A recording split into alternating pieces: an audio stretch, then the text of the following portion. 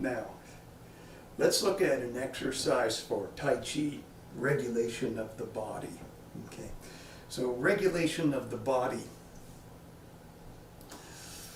One of the things that we're trying to accomplish with the regulation of the body is to connect the whole body from the root to the tips of the fingers, with the movement beginning in the root and directed by the waist and manifested by the hands and arms. So when the body is connected, of course the movement's powerful and also graceful. But if the body's not connected, then if you're moving your arm and the only thing that's moving is arm, then the only power behind that movement is just the power that you can generate with your arm. So if your Tai Chi movements are like this, then there's no connection and very little power in those movements. So we want the Tai Chi movements to begin at the bottom of the feet, directed by the waist, and then the hands and fingers move. Okay. So the message to do the movement starts in the bottoms of the feet. Okay, yeah, it starts in the brain, but the message starts from the brain, but it goes first to the feet where it says, okay, feet, start the movement. So if I'm going to do a movement like this, okay, what I want to do is feet move, waist moves, chest moves, arm and hand moves. So, and then forward, the same thing. So the hand's at the end. The hand is the caboose at the end of the train.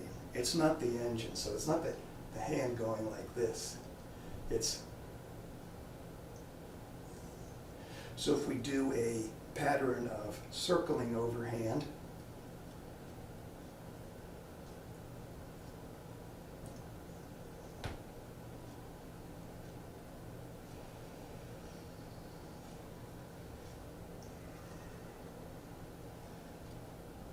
now you can make this a meditation by coordinating with breath. Inhale, of course, as you come in, exhale as you go out. You can close your eyes.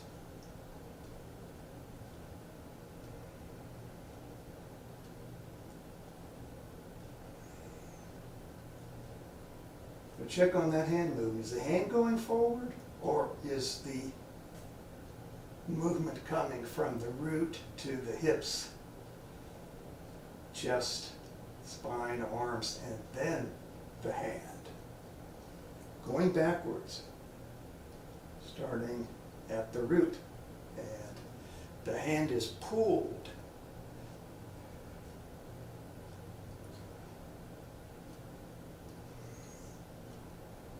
Like imagine you were dragging your hand as you bring it in. I don't know what to call going out. It's not really pushing, because energetically it's pushing. Physically it's like whipping. Okay.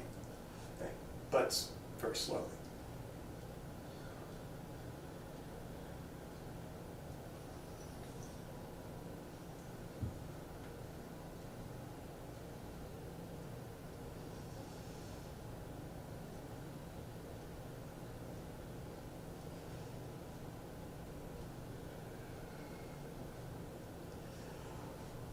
Okay, let's try that same pattern with the other arm.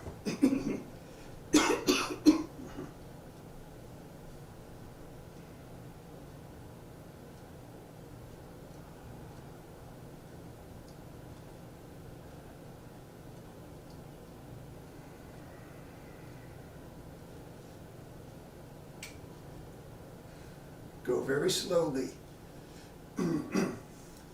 Slow enough so that your mind has the chance to say, okay, feet start the movement, waist follow, chest follow, then hand. Okay.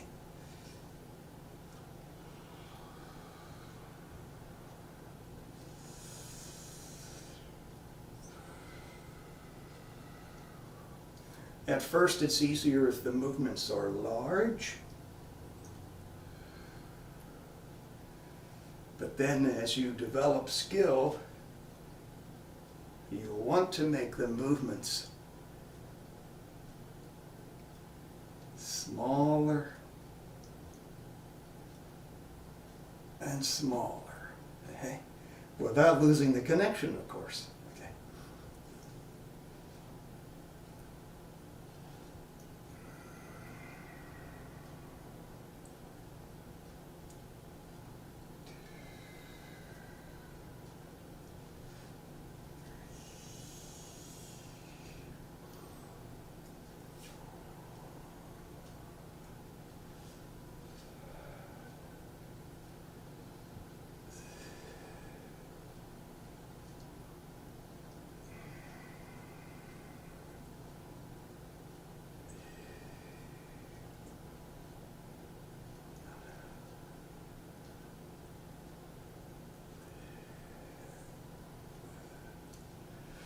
Now let's try another pattern. Let's try a horizontal pattern. And it will look like this. So we'll go horizontal with the right foot forward. We'll go counterclockwise like this. And the horizontal is actually easier, I think.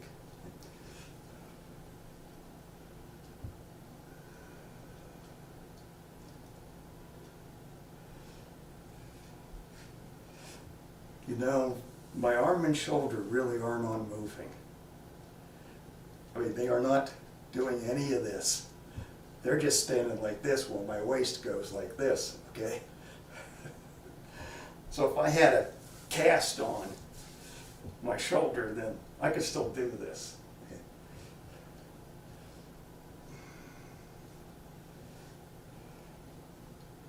So a story about the famous Tai Chi master Cheng Man-cheng, who said that he didn't understand Tai Chi really until he had a dream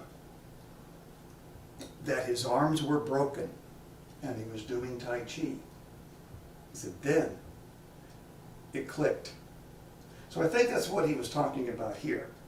It's the arms are not doing the movement.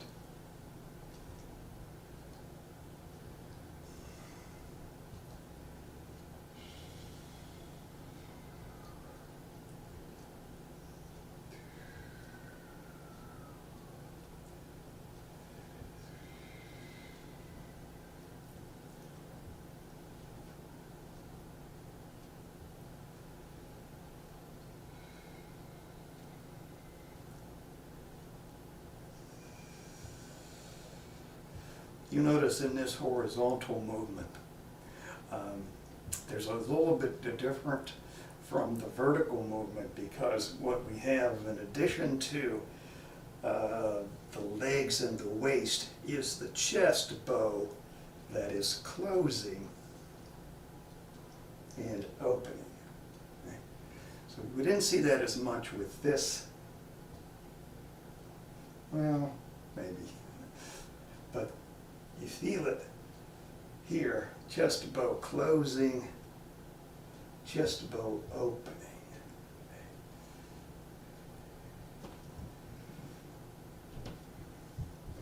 Don't be in a hurry to make the movement smaller, but that should be your goal over the long term. Can you make the movement so small, but the body's still connected?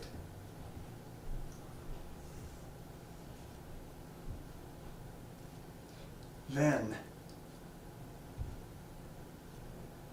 the movement becomes so small, the physical movement. Can you feel it energetically? Qi comes from the bottoms of the feet and out the arm to the fingertips. That may take a while. Okay, now we'll go clockwise with the left foot forward. So same movement, just the other side. Because we always want to try to balance the exercises so that you don't leave the class going like that with one arm incredibly longer than the other.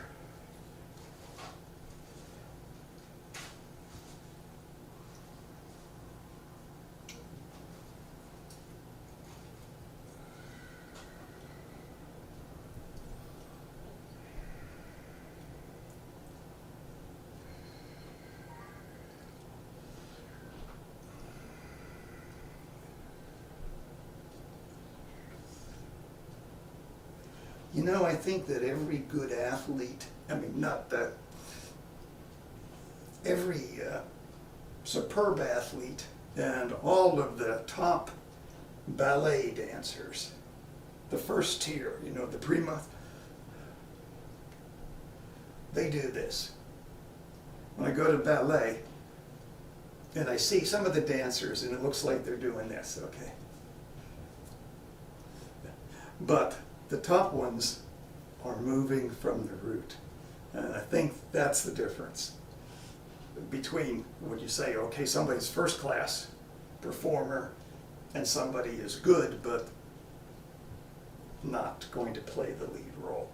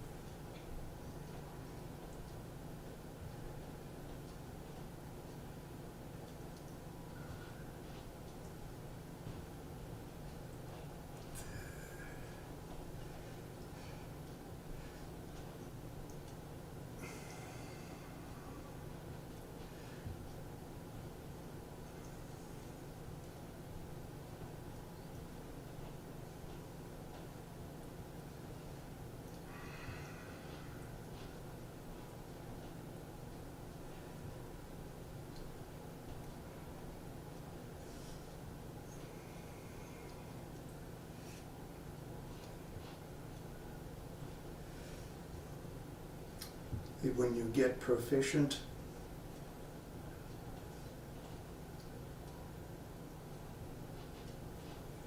it's like Tai Chi ball, right?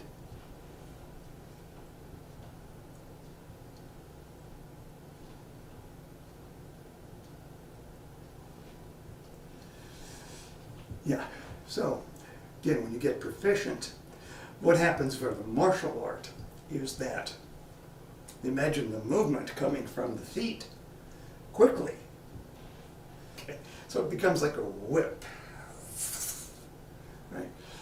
So that's the kind of looseness and relaxation we're looking for in that martial application called Fa Jing, manifest power. Much more powerful than if you did this. Well, even that. See, that's just arm. Even though I'm whipping the arm, this is, yeah.